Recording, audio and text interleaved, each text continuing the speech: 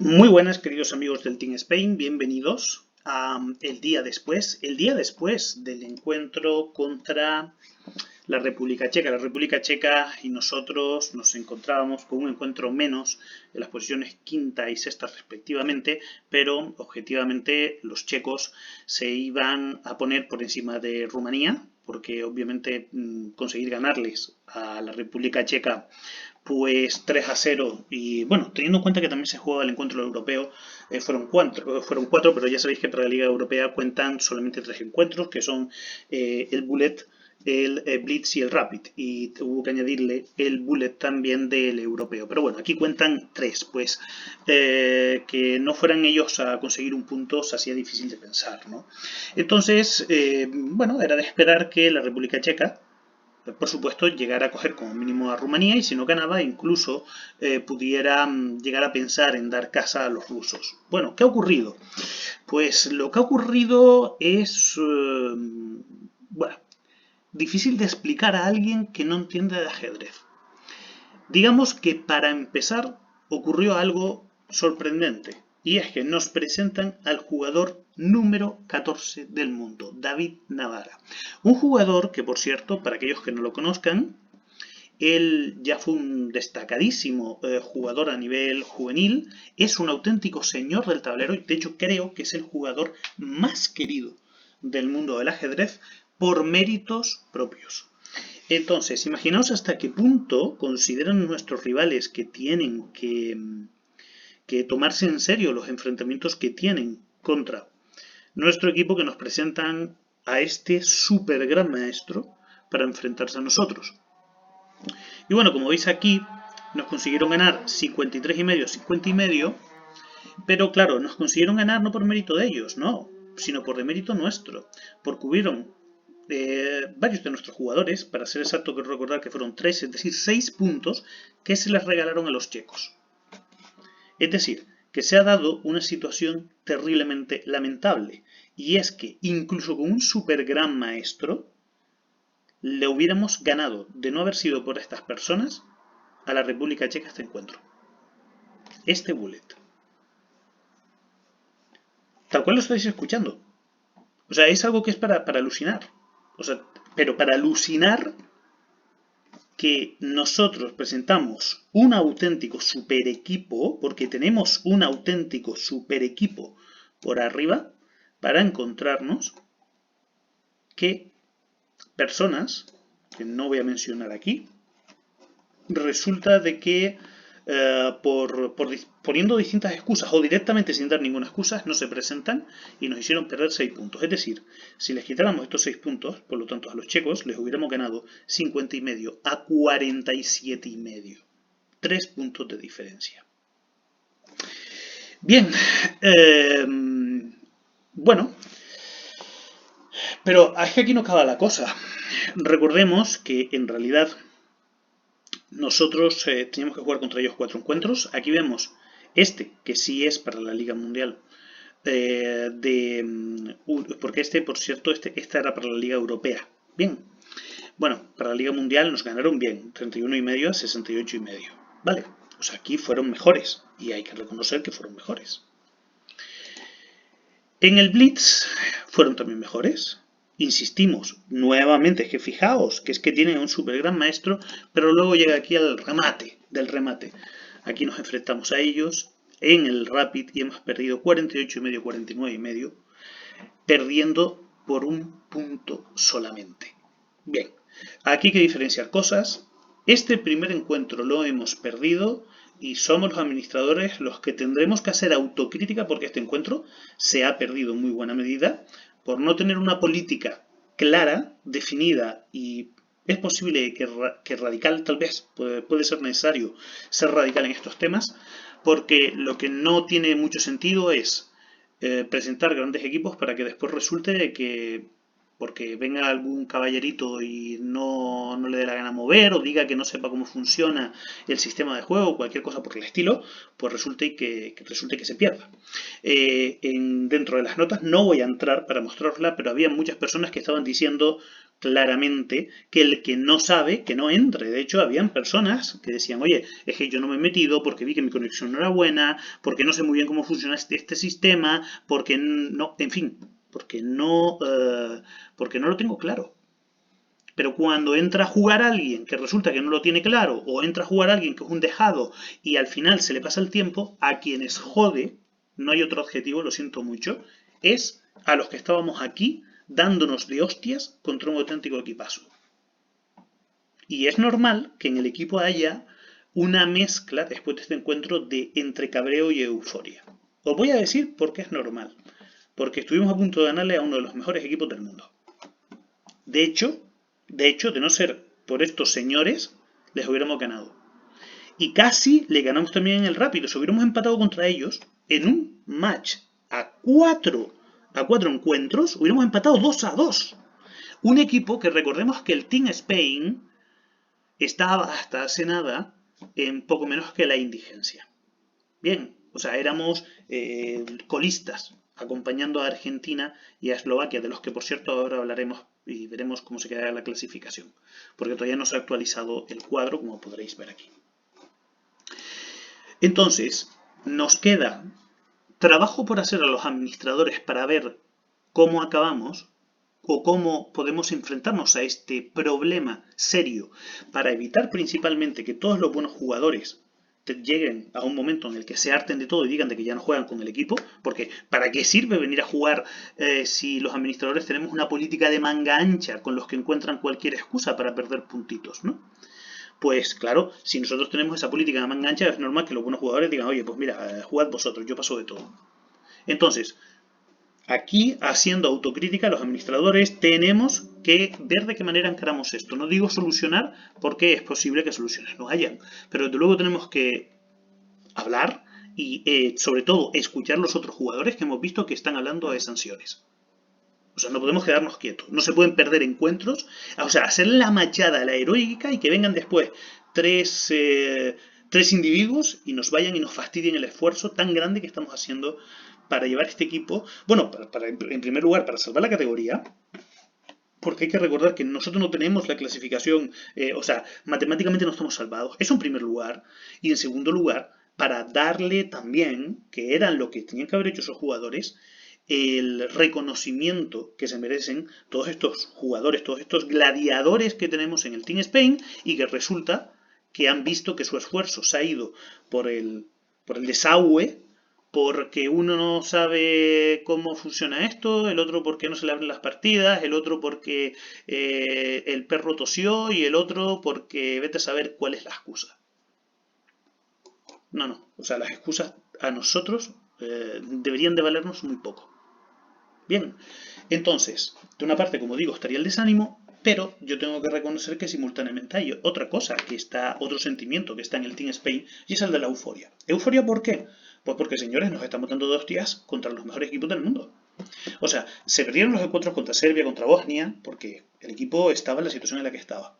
El equipo se ha rehecho, le hemos dado una estructura, tiene ahora un equipo de capitanes que nos estamos encargando de la faceta deportiva y resulta que cuando lo vamos a presentar contra un equipo en el que no hemos hecho llamamiento especial, fijaos qué equipo presentamos. Un auténtico equipazo. Y ponemos contra las cuerdas a los checos. Y de hecho merecimos haber empatado 2-2. O sea, hay motivos deportivos y de sobra para estar muy felices, porque estamos en la dirección correcta.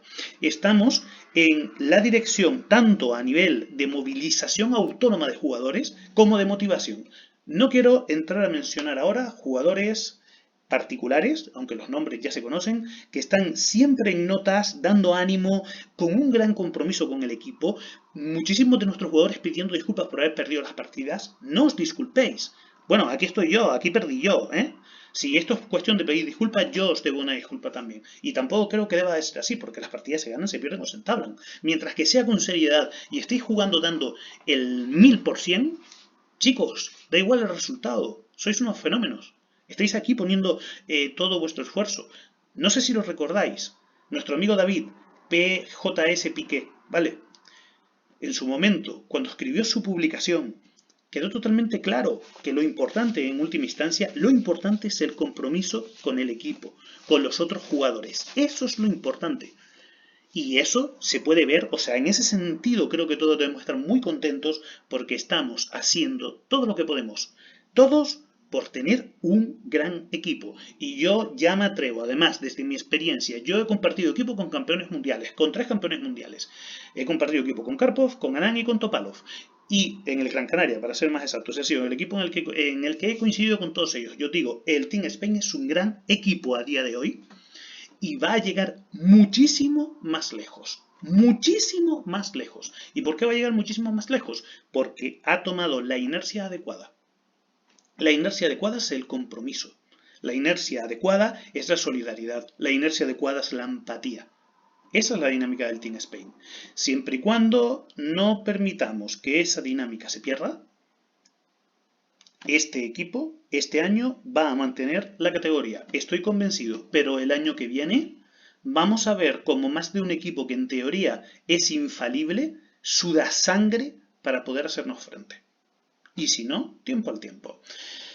Bien, bueno, hemos visto ya los resultados. Os había dicho que vamos a poner la clasificación. Bien, la clasificación no está actualizada porque, a ver si es por aquí, aquí lo tenemos, los encuentros disputados entre Argentina y Eslovaquia. Como veis, resultados, salvo en el bullet, muy ajustados.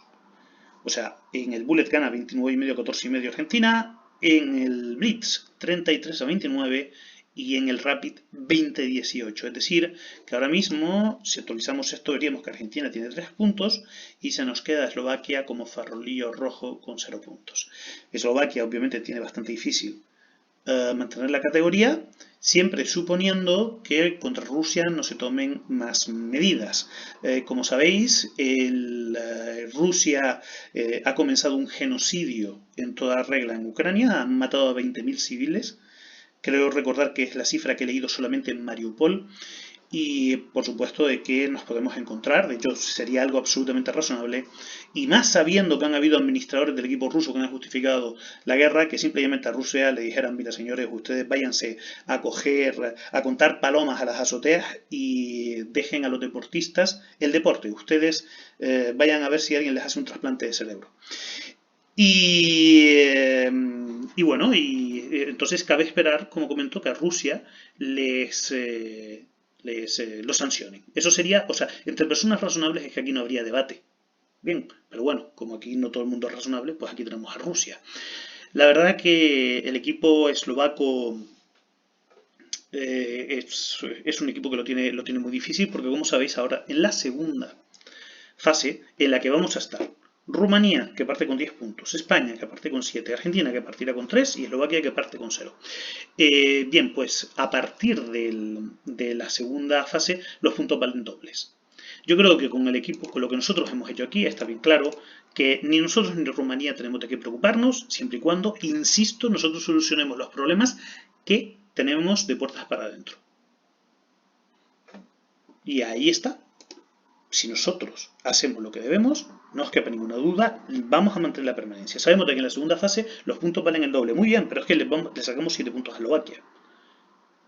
Pero es que además, insisto, si necesitan traernos al 14º del mundo para poder hacernos frente, un equipo como este, realmente, si a partir de ahora las cosas van en picado, será única y exclusivamente porque nosotros nos desmovilizamos. Y espero que eso no suceda.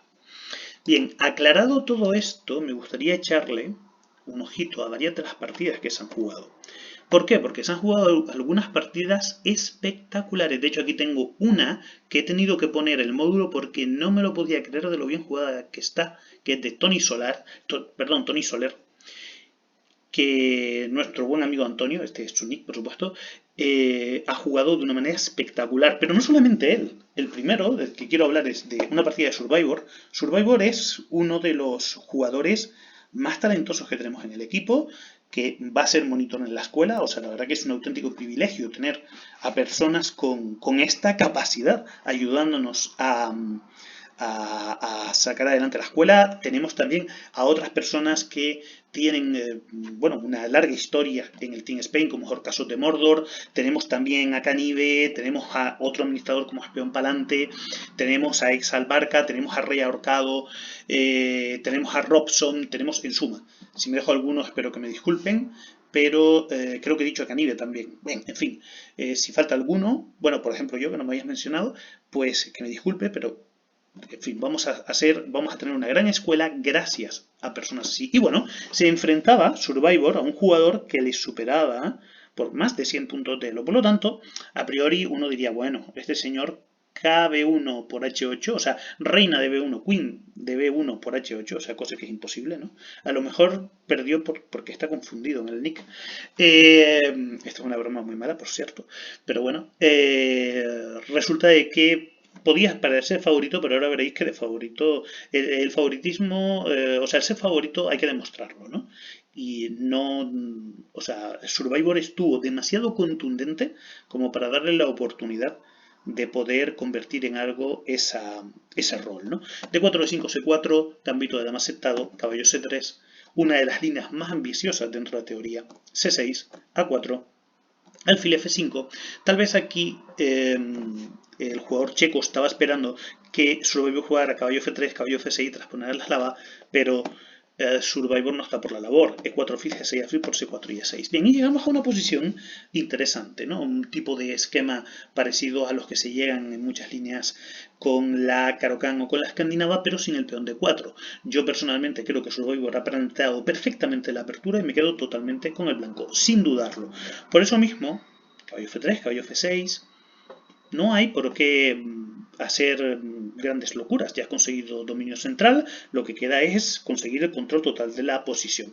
¿De qué manera? Alfil D3 protege el peón D4, alfil B4 clava, enroque.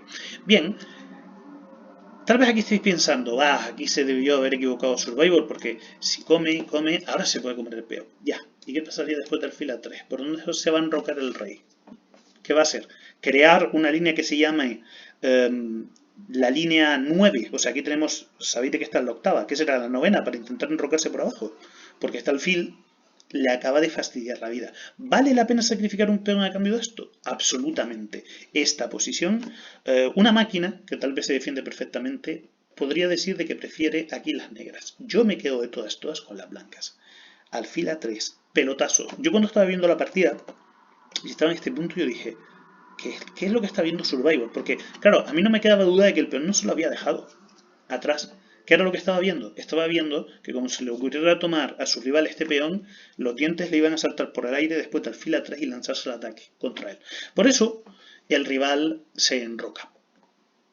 Y ahora, Survivor adelanta al peón, expulsa al caballo de la defensa del rey. Y bueno, después de caballo D5, alfil por G6, viene una decisión fastidiada para el negro. Porque si comes con el peón de H, la casilla G5 será crónicamente débil. Porque después de un salto, estoy hablando de un eventual salto, no quiero decir que tenga que ser ahora, ¿no? Por ejemplo, después, si hiciera H por G6, una jugada muy razonable es caballo 4, y después de que venga el otro caballo aquí, si se hace un F6 para expulsarlo, se deja F6 colgando. Entonces, la solución que toma el rival es jugar F por G6. Y por muy antiestética que pueda parecer, estos peones defienden razonablemente bien al rey y le acaban de dar la columna al rival. Además, el peón de E6 no es tan débil, o sea, es débil, pero no es tan débil, porque el peón de E5 corta en muy buena medida una eventual acción contra él. Por lo tanto, Survivor está jugando bien, su rival también está jugando bien, pero bueno, no tan bien como Survivor. ¿Por qué? Ahora veréis, caballo G5 y sacrifica el peón. Alfil por, peón por, y ahora juega dama de 7. Obviamente se está amenazando después de un eventual caballo por C3, dama de 3, vuelve el caballo y come en E6, ¿no? O sea, en fin, había que proteger ese peón. Dama de 3, protegiendo al peón de C3, H6, caballo 4 y G5. Bien, aquí se ven buenas partes de los defectos y las virtudes de estos peones doblados. Estos peones doblados al final han conseguido mantener a raya de momento las tentativas de ataque, pero a cambio han ido dejando agujeros. Los buenos jugadores, como Survivor, consiguen que cuando el rival se consiga librar de unas debilidades a cambio de capitalizar debilidades todavía con un efecto más grave. Y claro, este caballo en G5 era molesto, pero es que ahora tiene D6 y C5 y tiene la diagonal del alfil en A3. Entonces, no se puede ser muy crítico con el jugador checo, ¿vale? Simple y llanamente ha llegado a esta posición que desde luego no es atractiva No porque le haya querido, sino porque Survivor le está dando un repaso posicional de primer nivel. Torre B1 tocando en B7, B6, caballo D6, A5, alfil A3, caballo A6 y C4. Si quedaba una pizca de orgullo en la posición negra en la casilla D5, y ahora ni eso. Caballo a B4, dama G3, C5. De esta manera se consigue fortalecer el caballo de B4. Alfil a B2, dama por A4. Bueno, la posición de las negras desde luego es muy preocupante, ¿no? ¿Por qué? Porque obviamente el peón de G5 es un blanco fácil para atacarlo y a partir de ahí lanzarse hacia el flanco del rey. Por eso yo creo que el negro pensó, ya que por aquí muy probablemente me van a dar cates por todos lados, voy a intentar zamparme este peón, obtener ventaja material y ver si puedo lanzar los peones del flanco de dama y obtener algo de contrajuego a cambio de lo que me va a venir por aquí.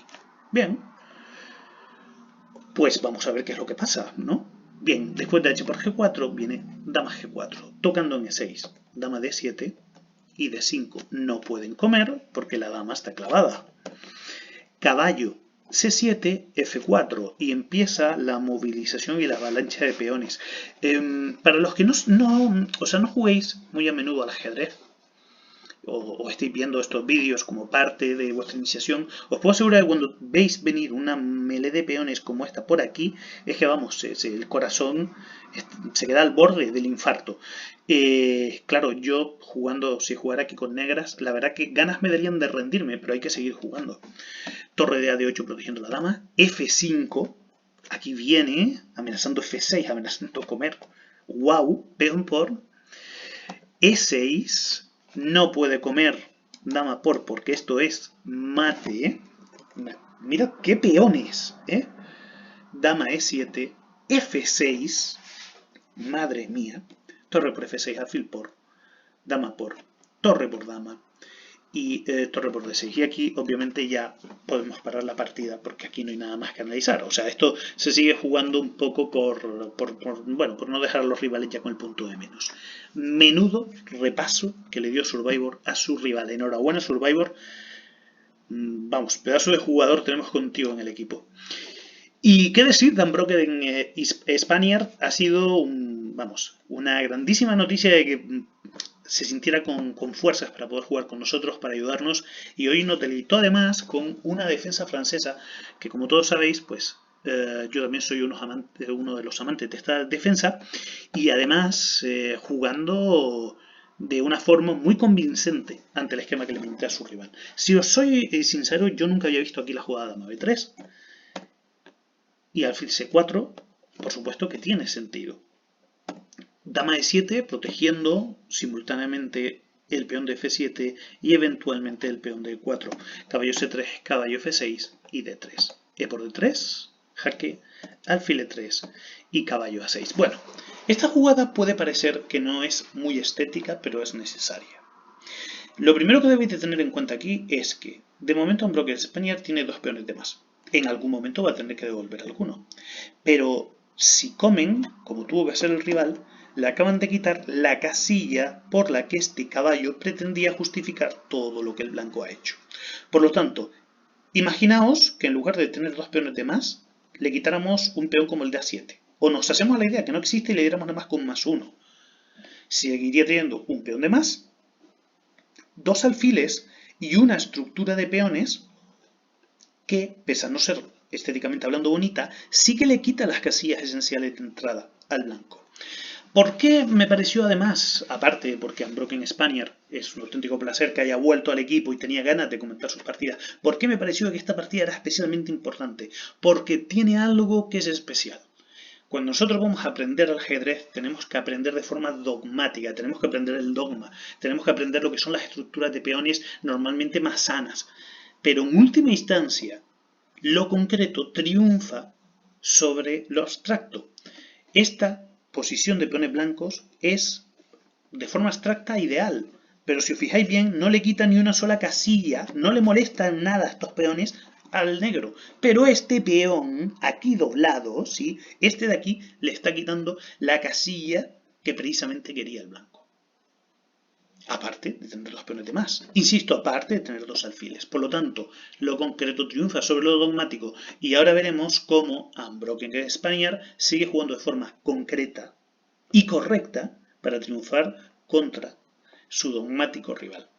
Caballo F3, dama B4. Muy correcto. Cuando tiene ventaja, ¿qué dice Capablanca que hay que hacer? Cambiar piezas. Enroque y se cambian las piezas. Y ahora resulta que el rival también tiene peones doblados.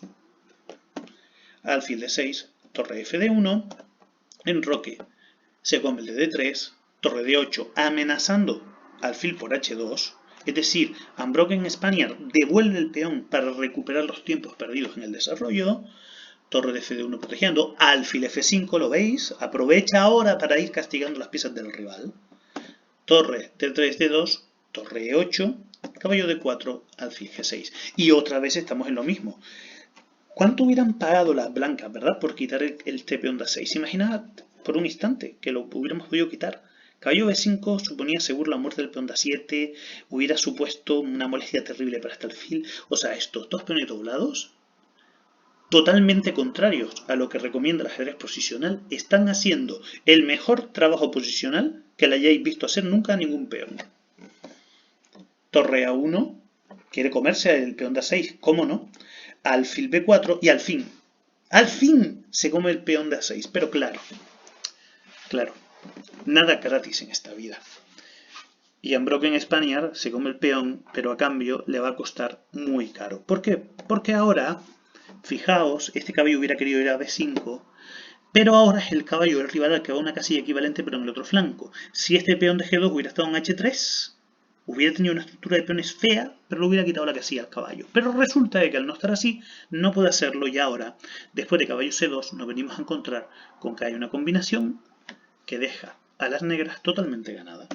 Alfil por C2, torre por C2, torre de A de 8, se amenaza alfil por C3 y torre de 1 mate. Por aquí lo veis.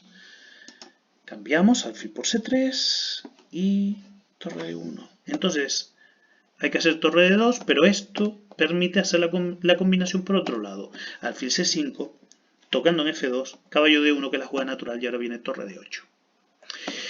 H3, torre por D2, H por G4, torre por D1 y las negras simple y llanamente tienen una posición ganada, una pieza limpia además y una victoria contundente. Excelente partida de Unbroken Spaniard, que ojalá que sus obligaciones le permitan jugar con nosotros en la segunda vuelta, porque siempre da muchos ánimos al equipo tener a los amigos de siempre jugando con nosotros. Y bueno, ya que estábamos hablando de ajedrez posicional, el capa. Bien, el nombre lo dice todo. Capablanca, sin lugar a dudas, fue el gran maestro del ajedrez posicional. Y no sé si decir que digamos el precursor por lo menos de un estilo claro y universal. Y en esta partida el capa va a jugar de tal manera que si nos hubieran dicho que han resucitado Capablanca nos hubiéramos creído de que era él. ¿Por qué? Fijaos cómo juega.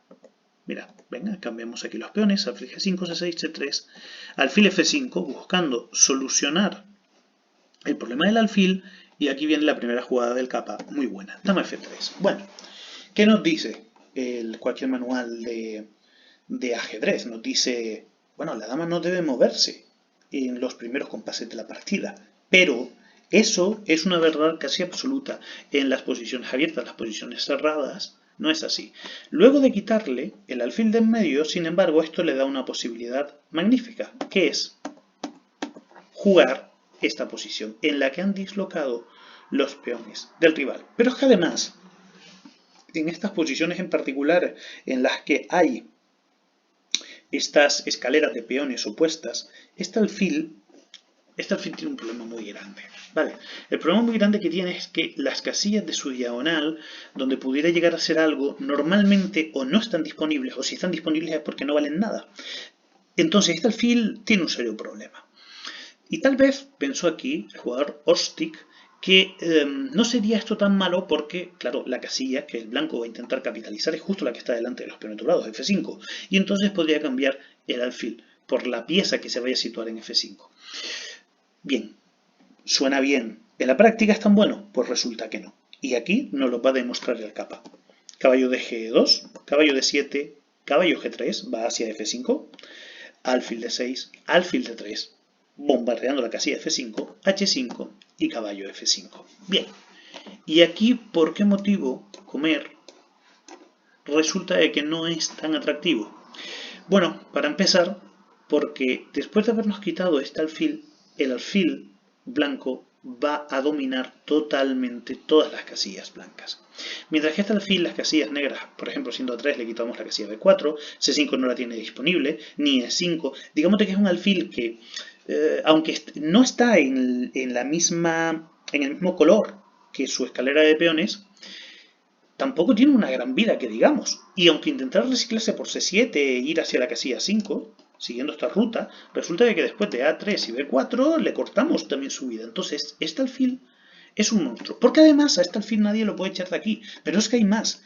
Nada o prácticamente nada puede impedir que las blancas jueguen un plan con caballo G2, caballo G3 y el caballo se sitúe en F5. Y no lo puede echar nadie, ningún peón.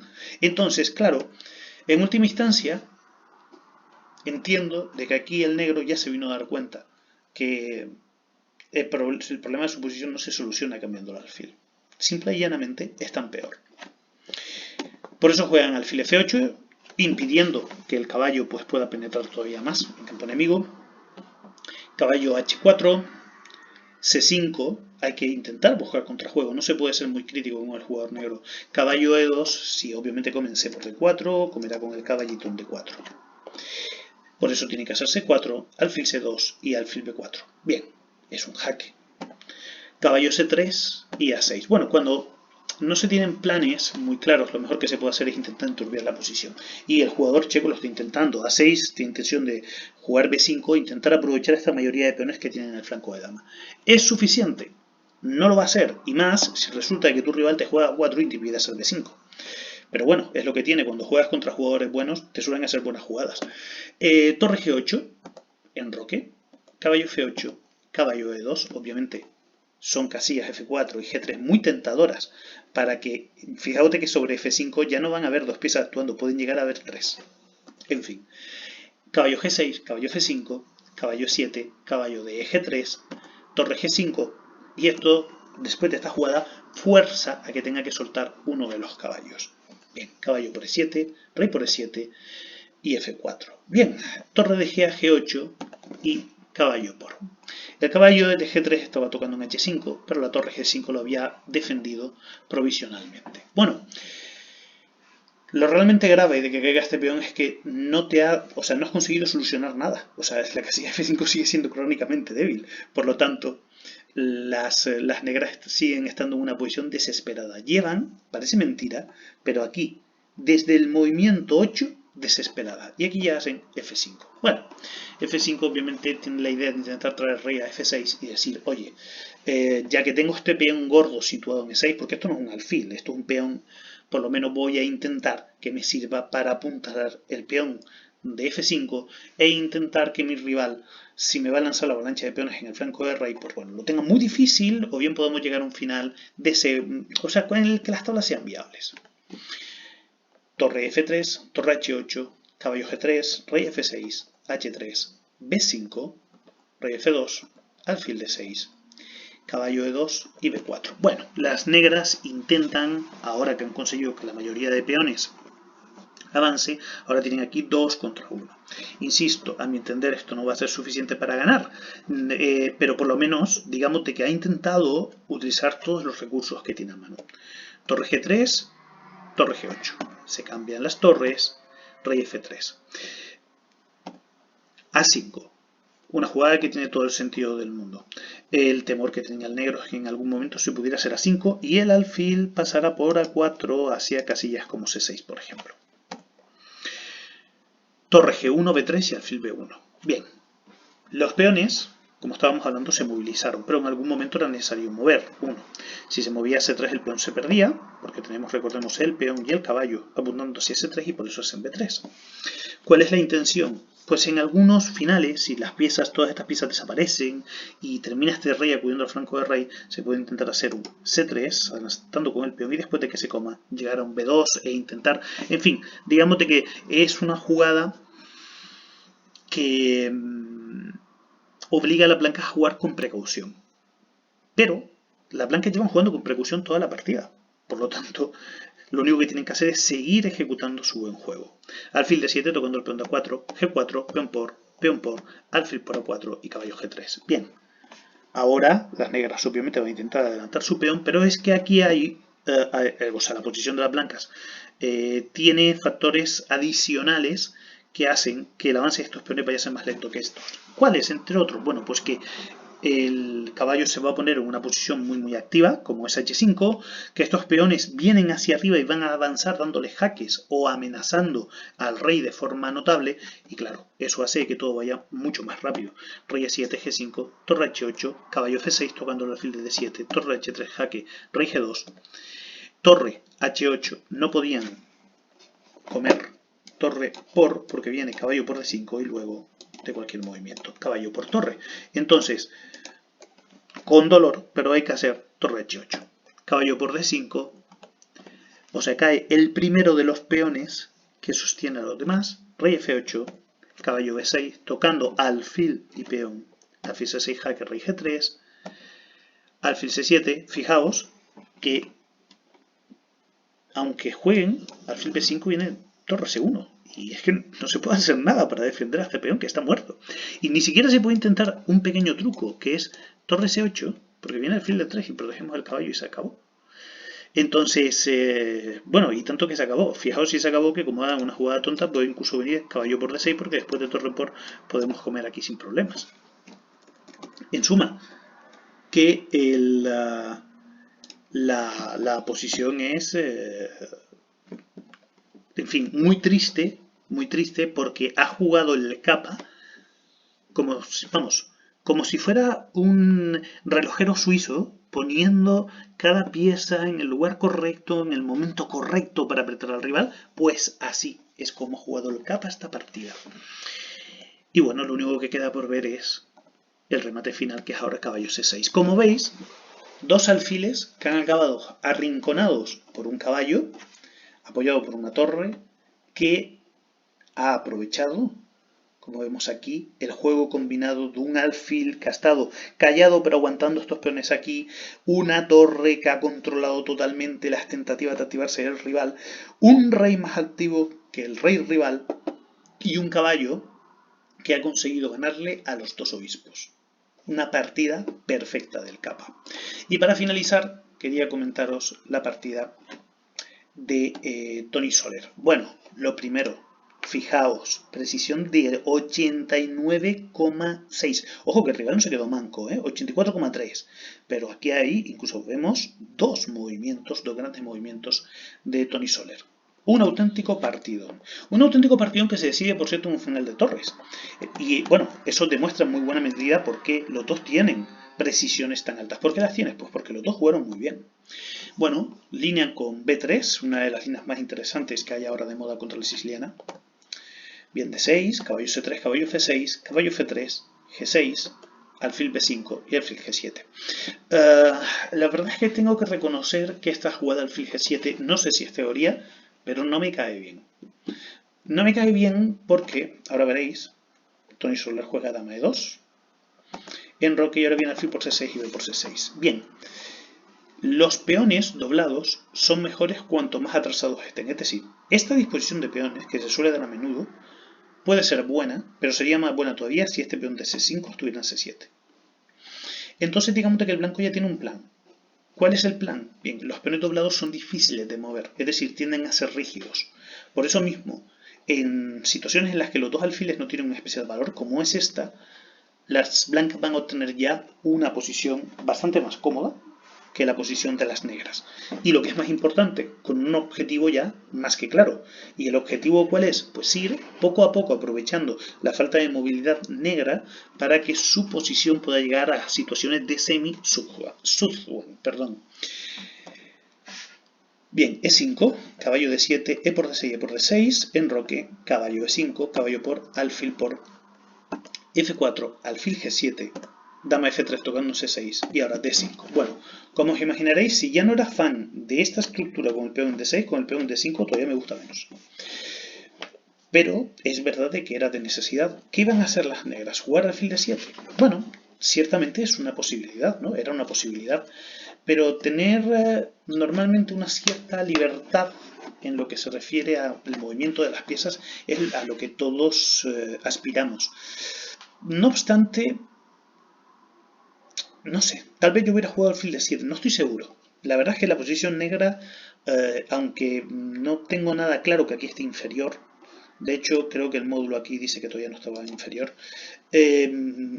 no es la posición con la que me gustaría jugar. A mí me gustaría jugar aquí con las blancas. Después de D5, caballo 4. Bien, jugada excelente. ¿Por qué? Porque después de cambiar los alfiles, el peón, el peor de los peones, el que no tiene apoyo de ninguno, no está en la misma casilla que el alfil, no lo puede defender. Entonces, cuando el caballo venga aquí a molestar, ¿qué van a hacer? ¿A atar a la dama a él? Pues ahora lo veremos. Bien, alfil E4, como vemos, el rival ha intentado jugar muy activo. Bien, ¿por qué ha intentado jugar muy activo? Bien, si ahora come caballo por C5, obviamente puede venir alfil por C2. Aunque, ahora que me fijo, también puede venir caballo D7. Por lo tanto, digamos que el blanco tiene aquí una posición bien, bastante buena. Precisamente por eso, fijaos de que ahora, bueno, la posición del blanco es muy buena. O sea, si nos paramos a pensar en lo que comentamos, los estándares de la posición, todo juega a su favor. Pero, las negras tienen actividad. Entonces, las negras, de hecho, vuelvo a insistir, 84,3 de precisión, es decir, han jugado muy bien. Si hay un motivo por el que esa actividad no va a funcionar es porque los motivos que tenemos, que son fijos en la posición, aquellos que son estáticos, son demasiado superiores para la blanca. De hecho, fijaos, después de torre A1, dama de 4, rey H1, las negras consiguen doblarle un peón al rival. Y podríamos decir, bueno, el negro ha conseguido en muy buena medida quitarse buena parte de su problema. ¿Por qué? Porque ahora el rival también tiene peones doblados. Bueno, estos peones doblados no son iguales que estos de aquí. Y hay varios motivos por los que, y estos van muy bien para entender matices delicados, por los que ahora ya en esta posición sí que el blanco está claramente mejor, claramente a mi entender. ¿Por qué? Punto número 1. Los peones doblados de Tony Soler están retrasados. Los del negro están demasiado adelantados. Cuanto más atrás los peones doblados, por regla general, mejor. Lo segundo, el peón de D5 impide que se ataque por medio de la columna los peones doblados. Sin embargo, esta torre en C1 bombardearía a peones que además, como veis, el peón de C5 no tiene ninguna forma de defenderse. El peón de D3 se podría llegar a defender con torre F3. Por lo tanto, está claro de que esta posición ya es superior para el negro, pero hay que jugar con cuidado. ¿Por qué? Porque después de hacer torre 8, una jugada como torre C1, se podría encontrar con una jugada del tipo de torre E2, y después de comer, podría intentar tal vez un torre 8 y después de comer por aquí y traer la otra torre séptima. Por lo tanto, hay que tener muchísimo cuidado. Y como hay que tener muchísimo cuidado, Tony juega torre E3. Obviamente, si las negras hacen esto, le reparan la estructura de peones al rival. Y sin embargo, el gran defecto de su posición sigue estando presente. Por eso mismo, la jugada rey F8 tiene sentido. La jugada rey G1, obviamente el blanco, fijaos, el negro es una jugada útil, pero es que la del blanco es más útil, porque el blanco cuando llegue el momento adecuado puede llegar a pasar el rey hacia el flanco de dama, otra de las diferencias de la posición. El negro no puede hacer lo mismo porque la torre lo corta. ¿Veis cómo toda esa suma de pequeños factores marca la diferencia? D4 y ahora torre E4. Obviamente, si lo han hecho bien hasta ahora, no van a perder el rumbo, ¿no? Torre 4 permitiría que si se come, se empasten los peones. F5 y ahora torre D1. Muy bien. ¿Qué han sacado las blancas con toda su maniobra? Pues muchas cosas. Lo primero, han debilitado la séptima del rival. Lo segundo, la columna sigue estando disputada y al estar disputada el rey no puede pasar. Y ahora me podéis decir, sí, pero es que el rey de Tony no puede pasar. Es cierto, pero es que ahora el rey cuando llega a F2 protege todas las casillas de posible penetración de las torres negras a través de la columna E, mientras que el rey negro no puede hacer lo mismo con las casillas de penetración de las torres blancas en la columna C. Sé que todo esto suena demasiado, pero es que tiene que ser así, porque una partida que está jugada de manera excelente tiene que ser rica en detalles. De lo contrario, no es tan excelente. Torre E7 es una buena manera de intentar pasar al rey hacia el flanco de dama. Rey F2, torre a E8, torre por y torre C1. Y se acabó. Simple y llanamente, las blancas llegan a un final ganado, que vamos a ver relativamente rápido. Bien, si os habéis fijado, ha colocado la torre en una posición totalmente pasiva. Es decir, no se han contentado con ganar un peón. En los finales de torre, normalmente una torre activa es el equivalente, una torre activa contra una pasiva, claro, pues si las dos están activas, esta ley no vale, pero una torre activa contra una pasiva es el equivalente a tener un peón de más. Es decir, que en esta posición, aunque marca un +1, es el equivalente a que haya un +2, suficiente como para ganar. Torre E5, rey D7, torre A5, y con esto, como veis, le ha quitado el segundo peón porque no se puede defender el peón de A5. Bien, come ahora H5, H4, rey D5, G3, rey C5, A3, pidiendo que el rey pase hacia B4, rey B6, torre E7, rey B5, torre E5, jaque, C5, B4 y bueno, ya a partir de aquí lo que queda de partida es un ejercicio de masoquismo del negro que, en fin, como no está dentro de mis preferencias y de mis gustos, paro aquí. Pero esto es, y hay que llamarlo por su nombre, esta partida es una obra maestra del ajedrez posicional. Señores, me despido de todos ustedes. Os recomiendo que estéis al tanto del desarrollo de las novedades que puedan haber en las notas, tanto para estar al tanto de las novedades respecto a la segunda fase como de los asuntos domésticos del equipo que tenemos que tratar. Un saludo a todos, espero que hayáis disfrutado del vídeo y hasta pronto.